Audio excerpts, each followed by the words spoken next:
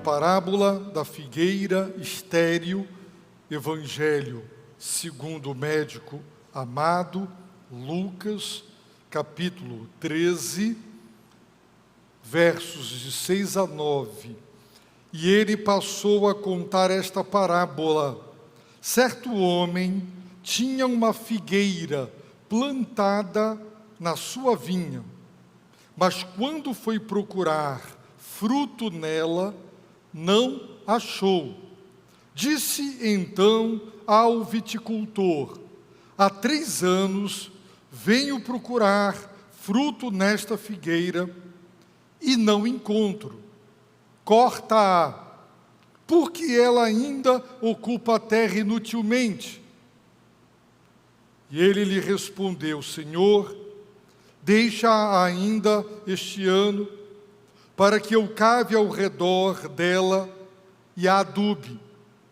E se no futuro der fruto, muito bem, mas se não, tu a cortarás. Queridos irmãos, é justo, na vossa opinião, é justo que pais dedicados, que se empenham, que se esmeram para dar do bom e do melhor para os seus filhos, é justo que eles esperem retorno, é justo que eles criem expectativas em relação a essas crianças quando elas se tornarem adultas, elas que receberam roupa lavada, passada, casa arrumada, alimentação, plano de saúde, leva para a escola de carro, traz da escola de carro, carinho, afeto, tudo. É justo que os pais, que toda a infância, toda a adolescência e juventude investiram e alto tempo, afeto, recursos, dinheiro na vida dos seus filhos, tenham expectativas. É justo ou é injusto?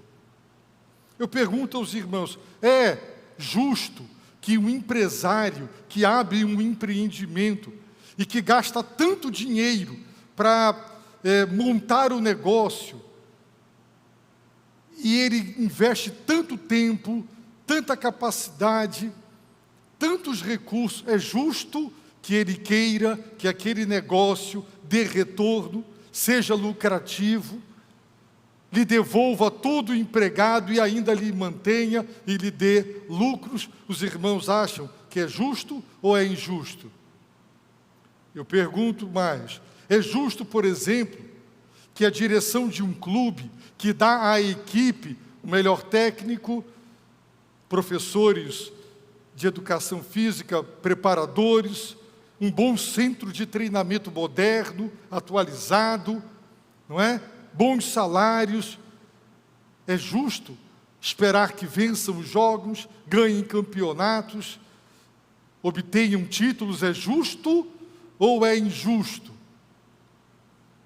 Há quem deteste cobranças. É verdade que a palavra de Deus nos ensina que o toma lá da cá, quando fazemos o bem, é condenado por Deus.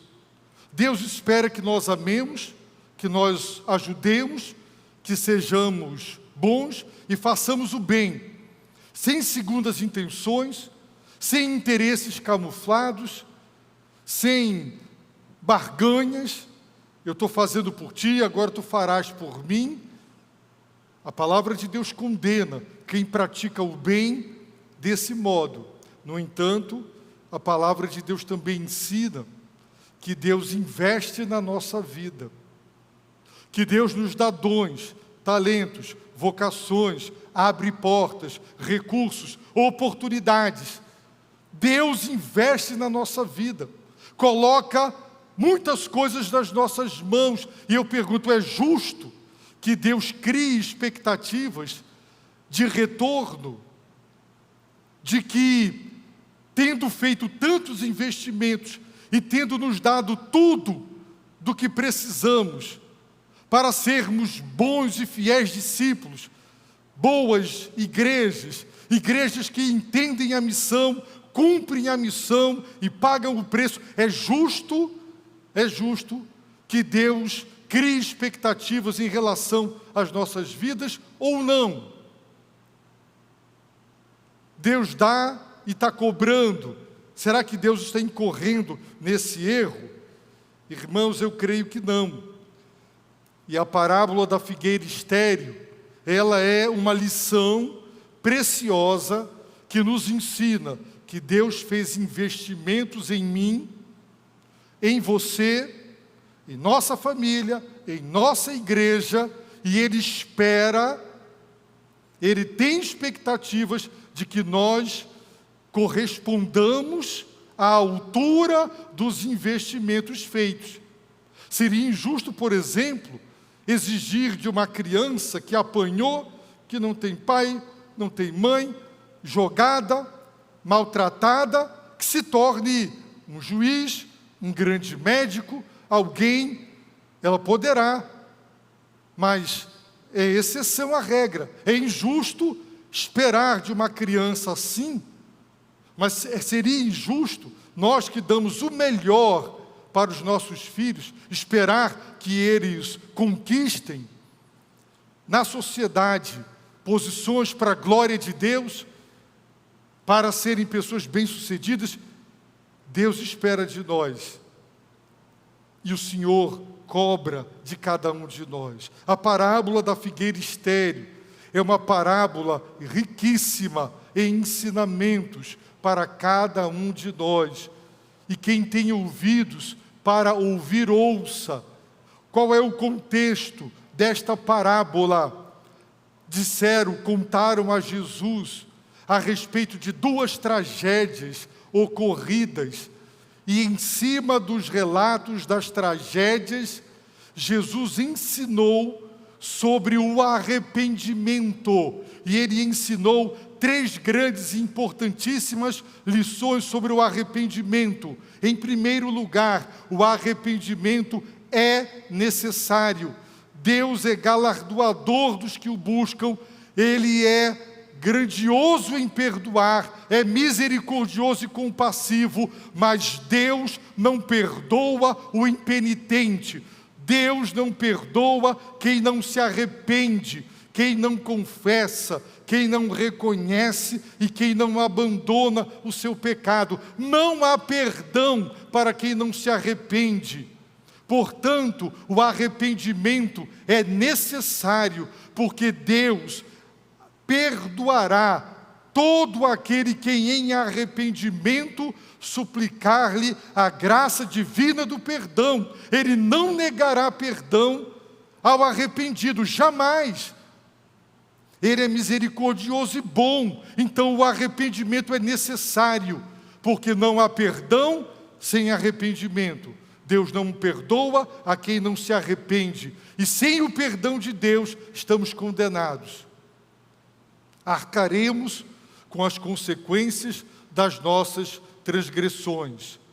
Jesus ensinou uma segunda lição sobre o arrependimento, nos 5 primeiros versos deste capítulo. O arrependimento é urgente, não pode ser postergado, adiado. Procrastinadores somos nós que estamos sempre deixando para amanhã, para depois, agora não. Aquilo que deveria ter sido feito ontem, anteontem. O arrependimento é urgente. As tragédias, elas deixam claro que você pode estar dentro de um salão de culto como esse, e um radical com ódio entrar e meter-lhe a faca na jugular, e quando você disser ui, você já está morrendo. O arrependimento é urgente, porque ninguém sabe quando vai morrer, como vai morrer, ninguém sabe. A morte pode chegar como um raio, de repente. Ela não manda avisos. Talvez, se você contrair uma enfermidade gravíssima, pelo andar da carruagem, você até deduz: dessa eu não escapo, a não ser que Deus queira. Mas, de modo geral, as pessoas são surpreendidas pela morte. Então ele é urgente, não pode ser adiado. Você não sabe quando vai morrer, então arrependa-se enquanto é tempo de receber o perdão. Por isso a Bíblia diz: buscai ao Senhor enquanto se pode achar, invocai-o enquanto está perto. 2 vezes a palavra enquanto, num pequeno verso, para dizer: vai acabar o tempo da oportunidade. Então, enquanto tens a oportunidade de buscar o perdão pelo arrependimento, faça isso. O arrependimento é urgente. Jesus também ensinou, nos 5 primeiros versos deste capítulo, que o arrependimento é de âmbito universal. Com exceção de Adão e Eva antes da queda e do Filho de Deus, o Senhor Jesus Cristo, toda a humanidade, inclui Maria, embora há uma vertente na teologia católica para defender a Imaculada Conceição de Maria. Maria nasceu sem pecado, ela não morreu, ela subiu aos céus, portanto ela não morreu, porque a morte é o salário do pecado. Se houve uma Imaculada Conceição, ela não é pecadora, não tinha que morrer. Então Maria não morreu, ela subiu aos céus. Mas a Bíblia diz que todos são pecadores. Maria, no seu cântico, ela chama Deus de seu Salvador, porque todos somos pecadores, inclusive ela. Embora fosse uma jovem que Deus lhe concedeu graça para em seu ventre ter a manifestação do Espírito, para que Jesus fosse gerado pelo Espírito em seu ventre, para que o ente santo, portanto alguém que não recebeu o pecado original, através da herança paterna e materna, o Senhor Jesus veio ao mundo sem pecado. Todos são pecadores e Deus ordena a todos os homens, em todos os lugares, que se arrependam. Foi o que Jesus ensinou na parábola da figueira estéril. Agora ele está dizendo: Deus é misericordioso, Deus é compassivo, Deus é paciente, mas não confundam juízo protelado, adiado com impunidade. Não confundam. Não joguem fora, não desperdicem a oportunidade do arrependimento, porque um dia vai ser cobrado. E é exatamente, queridos irmãos, isso que a parábola da figueira estéril, ela nos ensina. Essa preciosa lição. Jesus contou, o mestre dos mestres, o Senhor, ele contou esta parábola. Certo homem tinha uma figueira plantada na sua vinha.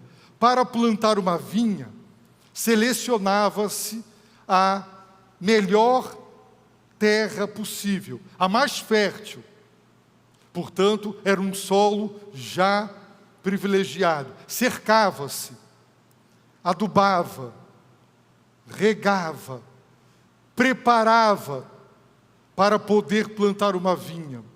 Portanto, a vinha era um lugar extremamente, um lugar onde muitos investimentos haviam sido feitos. E era comum plantar árvores frutíferas na vinha, dentro da vinha. E por que se plantava? Para ter uma boa sombra? Não. Para ornamentar a vinha? Não. Com que propósito se plantava uma árvore frutífera dentro de uma vinha? Para comer fruta, no caso aqui, figos. O que aquele dono da vinha queria eram figos. É isso que ele queria. E ele então plantou aquela figueira dentro da vinha, porque era o melhor solo, o solo fértil, adubado, regado, tratado, era a melhor lugar para uma árvore frutífera ser plantada. Portanto, ele plantou uma figueira na sua vinha. Mas, quando foi procurar fruto nela, não achou. Este homem foi paciente, porque a figueira custa para crescer, para desenvolver-se, para chegar no ponto de frutificar. Portanto, ele precisou esperar pacientemente o tempo do crescimento, do desenvolvimento pleno, do amadurecimento da figueira, para então poder procurá-la para pegar os figos. Paciência, ele não pediu nada fora do tempo. Mas quando chegou o tempo suficiente para a figueira, que estava recebendo o melhor, frutificasse, qual foi a sua surpresa? Não achou. Desapontamento. Ele não encontrou figos na figueira. Ele não queria uma sombra. Ele não queria ornamentar a vinha. Ele queria figos. Mas ele não achou. E ele tinha todo o direito de dizer: corta esta figueira. Ela recebeu o melhor. Eu dei a ela tudo o melhor para ela frutificar. E ela não frutificou. Corta. No entanto, meus irmãos, vejam o que ele disse ao viticultor, para que nós entendamos o quão paciente ele foi. Há 3 anos venho procurar fruto nessa figueira e não o encontro. A partir do momento que chegou o tempo dela frutificar, ele foi. Na estação própria, nada.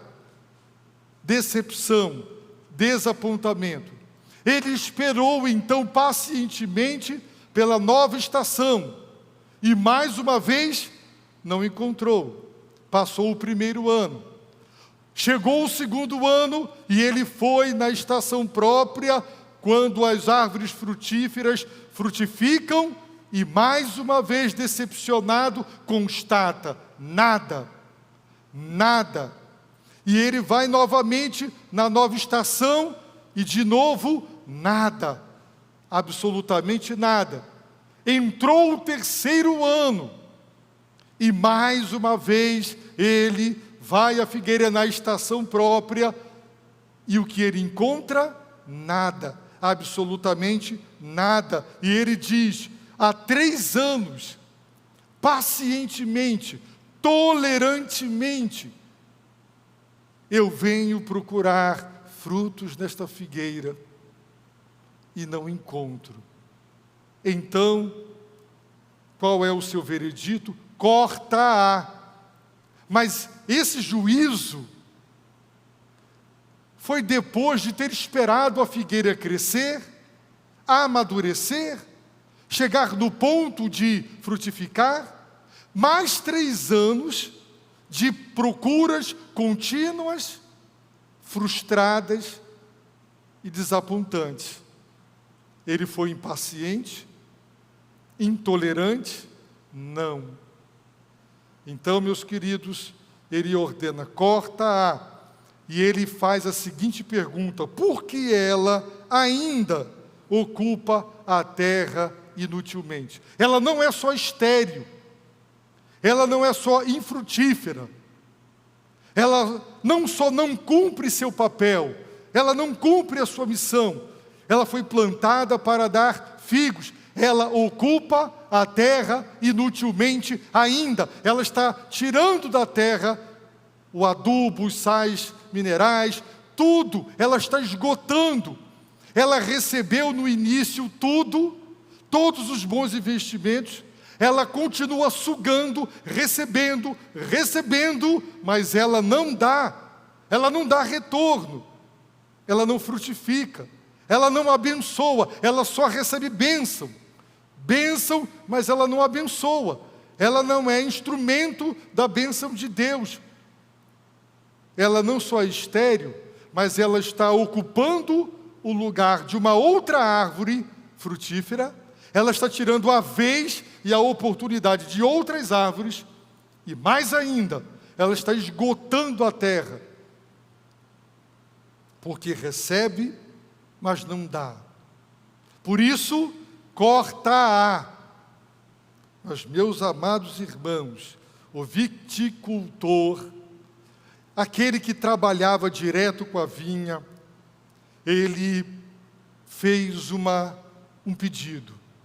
E aqui nós vamos aprender sobre o poder da intercessão e quão extraordinariamente misericordioso, compassivo, longânimo e paciente é o nosso Deus. Senhor, deixa-a ainda este ano. Concede-lhe o 4º ano. Concede-lhe, Senhor, mais uma chance. Dá a esta figueira, dá-lhe a última chance, a última oportunidade. Mas antes, eu vou cavar ao redor dela, para que os nutrientes possam penetrar nas raízes. Eu vou trabalhar mais, eu vou investir mais, apesar de tudo que já fizemos por ela, e para ela ainda receberá mais. Ela não merece, ela é estéril e frutífera, mas eu vou ainda investir mais tempo e mais recursos. Eu vou cavar ao redor dela e vou adubá-la. Aí, Senhor, se no futuro ela aproveitar a última oportunidade, se ela aproveitar a última chance, então, Senhor, muito bem. Mas se ela mais uma vez desperdiçar, jogar fora, não aproveitar a última chance, tu mesmo a cortarás. Tu a cortarás. Irmãos, esta parábola, Jesus está se dirigindo aos judeus, a Israel. Israel acreditava que quem morria tragicamente era mais pecador e mais culpado do que os demais que não sofreram mortes tão terríveis. Jesus disse: não, todos vós sois pecadores, se não vos arrependerdes, todos de igual modo perecerão. O arrependimento é necessário, é urgente e é universal. Israel, eu estou aqui, o Filho de Deus, o Messias, essa é a vossa última oportunidade. Israel recebeu de Deus a revelação especial, a Torá, os santos profetas que insistentemente foram enviados, ano após ano, vez após vez. Israel recebeu a terra prometida, a proteção, a bênção do Senhor sobre ela. A nação recebera os maiores e os melhores investimentos. Israel é a figueira que recebeu tudo do bom e do melhor para ser uma nação frutífera, instrumento de bênçãos. Mas Israel era estéril, não frutificava. Israel não se arrependia. E agora, o poder da intercessão, o viticultor está orando: dá-lhe mais uma chance, mais uma misericórdia, mais uma oportunidade. E a figueira chamada Israel, Jesus, observem que ele não contou o fim da parábola, ele não contou o fim, o destino da figueira, ele deixou aberto. Se no futuro der, nós não sabemos. Se deu, se a figueira aproveitou e frutificou e permaneceu muito bem, ou se ela permaneceu estéril, desperdiçou e foi cortada. Mas nós sabemos que Israel rejeitou os filhos de Deus. Eles não compreenderam o tempo da visitação. E, meus irmãos, Israel foi rejeitado. No ano 70, a história nos conta que Tito, general, ele fez um grande massacre em Jerusalém. Os historiadores dizem que os cavalos patinavam sobre o sangue, e tanto sangue derramado dentro da cidade. E ali os judeus foram massacrados, e eles foram espalhados por toda a terra, até recentemente, no século XX, quando uma resolução da ONU reintroduz lá Israel na Terra Prometida, e os irmãos já sabem de toda a história, de todo o movimento árabe para tirar eles ali, depois de séculos. A figueira foi cortada, né? O ramo da oliveira foi quebrado, e os gentios foram enxertados naquela oliveira. Meus irmãos, até quando nós continuaremos a receber as chances de Deus para um arrependimento genuíno e nós desperdiçaremos? Até quando? Até quando? Você já se arrependeu dos seus pecados? Você já os confessou? Você já se converteu realmente a Cristo? Você pode estar recebendo a última chance da sua vida. Agora, no que diz respeito à salvação, mas no que diz respeito às nossas vidas pessoais e particulares, será que nós acreditamos que por tempo indeterminado Deus tem obrigação de nos suportar, dando-nos chances e oportunidades uma após a outra, e nós desperdiçando, desprezando, continuamos a ser crentes estéreis, crentes que não dão frutos, os frutos do arrependimento ensinados por João Batista? Será que esta igreja tem igrejas recebendo tudo? Tem dízimo, tem boas propriedades, tem tudo. E você pergunta, quantos missionários sustentam? O que essa igreja está fazendo? Deus está operando através desta igreja? Ou a igreja mal dá conta de manter os seus 4 cultos, os teus 3, quarta-feira, domingo de manhã e domingo de noite?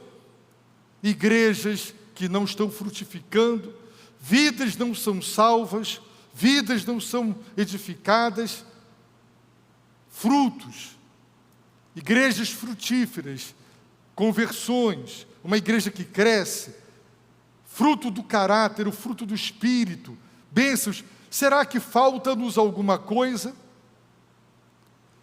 Pedro diz que tudo quanto diz respeito à vida, seu divino poder nos tem dado, tudo o que diz respeito à vida e à piedade. Não falta nada da parte de Deus para que eu seja um crente piedoso e espiritualmente fervoroso. Nada. Se eu não sou, é porque eu estou desperdiçando todos os investimentos de Deus na minha vida. Deus nos perdoou, nos regenerou, nos justificou, nos adotou, nos redimiu, nos reconciliou, nos propiciou, nos batizou no seu Espírito, perdoou nossos pecados. O Senhor mora no nosso coração, o poder dEle está à nossa disposição para enfrentar as tentações, as lutas e vencer. O Senhor é conosco, Ele vai à nossa frente, a palavra está nas nossas mãos, a igreja promove conferências, design inteligente,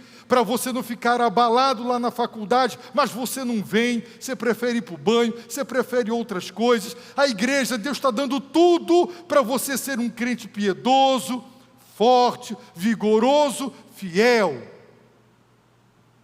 Não é verdade? Tudo. Deus está nos dando o CAC, um prédio maravilhoso com salas, restaurante, auditório, vão central, agora um prédio de apartamentos. Nós estamos sendo bênção, estamos recebendo,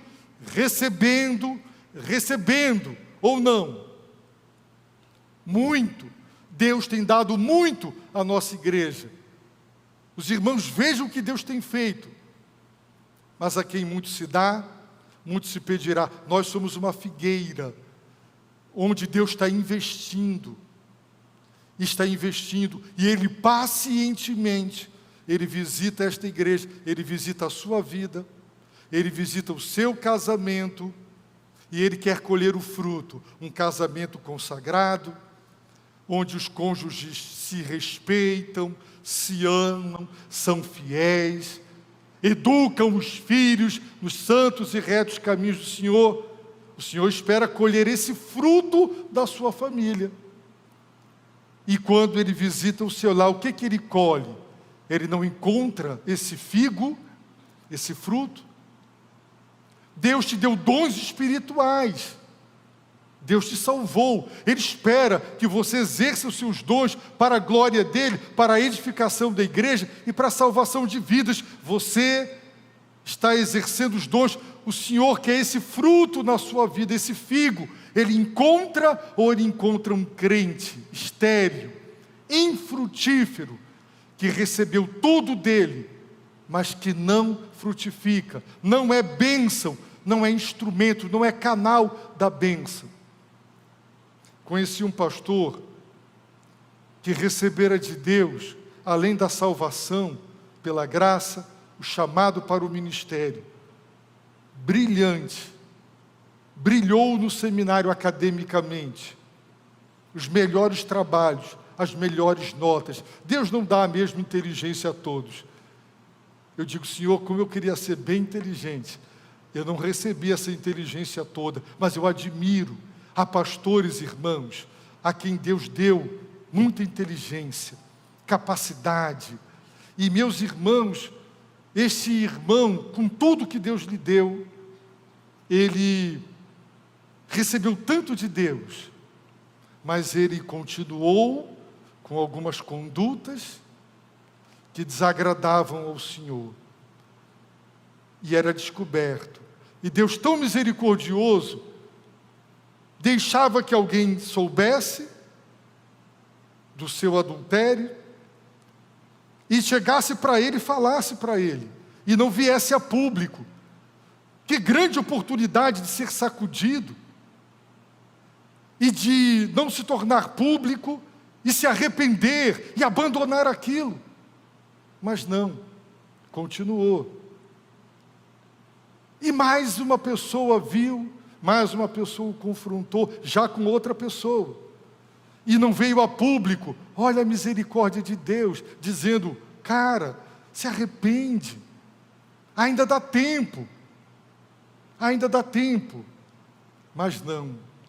E os irmãos sabem, oportunidade desperdiçada, muitas vezes é a última. E veio a última oportunidade e ele desperdiçou. Bem, irmãos, esse pastor teve a vida arruinada, família, casamento, tudo arruinado. O fim dele foi muito trágico. Numa cadeira de rodas, sozinho. Muito triste o fim de alguém que recebeu todo o investimento de Deus. Todo o investimento. Os irmãos acham que Deus tem que ser paciente comigo eternamente. Será que é assim, irmãos? Deus é Deus, a missão dele é perdoar, a minha é pecar. A missão dele é me tolerar, e a minha é ser uma pessoa intragável. Mas ele é Deus, e a obrigação dele é essa. Você acha que Deus tem a obrigação de tolerar você e a mim o resto da vida?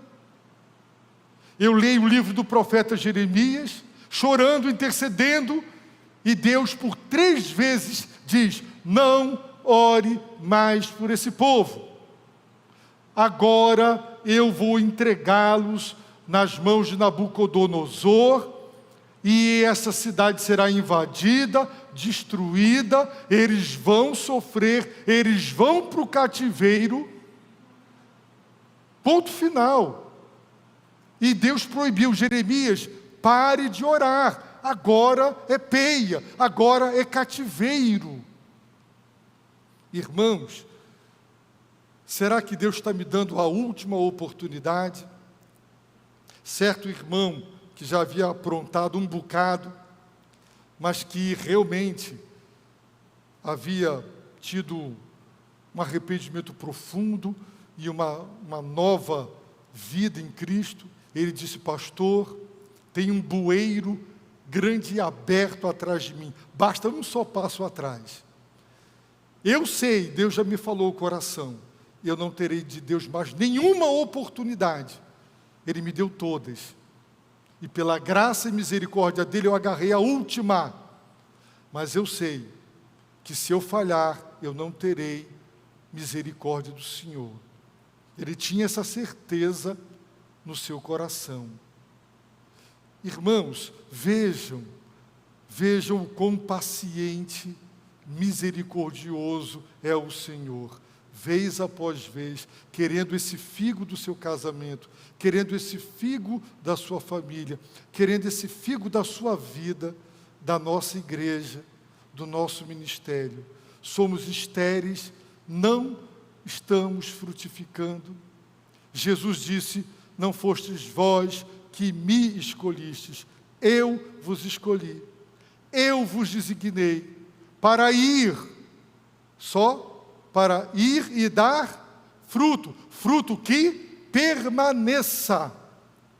Fomos chamados, salvos, para frutificar. O propósito da eleição é a missão frutífera. A Bíblia não entra em pormenor, porque um é eleito e o outro não é. A Bíblia não trata disso, mas ela sempre deixa claro que há um propósito: ir, missão frutífera e frutificar. E aí, irmãos, nós deveríamos temer e tremer. Talvez eu, talvez você, estejamos tendo de Deus a última oportunidade de nossas vidas. Eu quero falar sobre o poder da intercessão. De uma mãe, de um pai que ajoelha e chora e diz: Deus, tende misericórdia dos meus filhos. Desse filho que tem recebido tudo de ti e de nós, e é um péssimo filho, e a vida dele não decola, e ele ainda está se rebelando contra ti, e aquela mãe, aquele pai, está chorando diante de Deus, intercedendo, dizendo: Senhor, dá mais uma oportunidade, mas este ano eu vou cavar ao redor, eu vou adubar, eu vou investir, eu vou tentar ajudar mais uma vez. E se no futuro, Senhor, ele realmente, ou eles, não aproveitarem, corta. Se aproveitar, muito bem. O poder da intercessão é um marido que ora: Deus, a minha esposa. Ó, irmãos, como é que você gostaria de saber como é que a sua esposa ora por você? Senhor, meu marido é um fardo. Ou, Senhor, o meu marido é uma bênção. Como é que o marido ora? Deus, a minha esposa é um fardo. Ou, a minha esposa é uma bênção. Como? O marido orando, dizendo: Deus, é a mulher orando pelo seu marido. O poder da intercessão. Vejam, na parábola, o Senhor esperou a árvore crescer e amadurecer. Ele não quis frutos antes do tempo, precipitadamente. Seria injusto. Ele esperou. Ele deu o melhor investimento, mas ele aguardou o momento certo. E a partir daí, pacientemente, foram 3 anos. Os irmãos acham que 3 anos é pouco? Não é pouco. 3 anos, um tempo paciente. Mas agora o viticultor intercede: dá mais uma chance. Que Deus maravilhoso é o nosso Deus. Quão compassivo Ele é. Quão misericordioso Ele é. Porque tem alguém orando por mim. Senhor, dá ao pastor Jorge Max mais uma chance. Toma ele, Senhor, eu vou investir mais na vida dele. Vamos ajudá-lo mais. Dá mais uma chance. São filhos orando pelos seus pais, pedindo: Deus, tende misericórdia, dá mais uma chance. Vejam que Deus maravilhoso é o nosso Deus. Mas não vamos compreender equivocadamente: juízo adiado, juízo protelado, não é juízo cancelado, anulado. É a misericórdia dando chances. Para quê? Para o arrependimento. Por isso o apóstolo Paulo diz que nós estamos acumulando ira para o dia da ira. Quanto mais oportunidades de Deus eu e você temos, de nos arrepender e de sermos cristãos frutíferos, famílias frutíferas, igrejas frutíferas, e não somos, nós estamos fazendo uma poupança de ira, nós estamos acumulando ira para o dia da ira. E o incauto, o neófito, o tolo diz assim: nada me acontece, eu estou errando, mas nada me acontece, impunidade. Deus não liga. Deus é misericordioso, Ele faz vista grossa. Não é renovação de oportunidade para o arrependimento antes que seja tarde, porque tem alguém orando. Se você disser, mas meu pai e minha mãe já morreu, mas a oração que ele fez não morreu, ele está vivo com Deus, Deus é vivo. A oração de um pai que já morreu, a oração de uma mãe que já morreu, ela está viva, ela está lá diante de Deus, vivinha. A oração não morre. As lágrimas que você derrama pelos seus filhos, pelo seu casamento, está lá, você pode morrer, mas elas estão vivas diante de Deus, porque Deus é vivo. Errais, disse Jesus, não conheceis as Escrituras, nem o poder de Deus.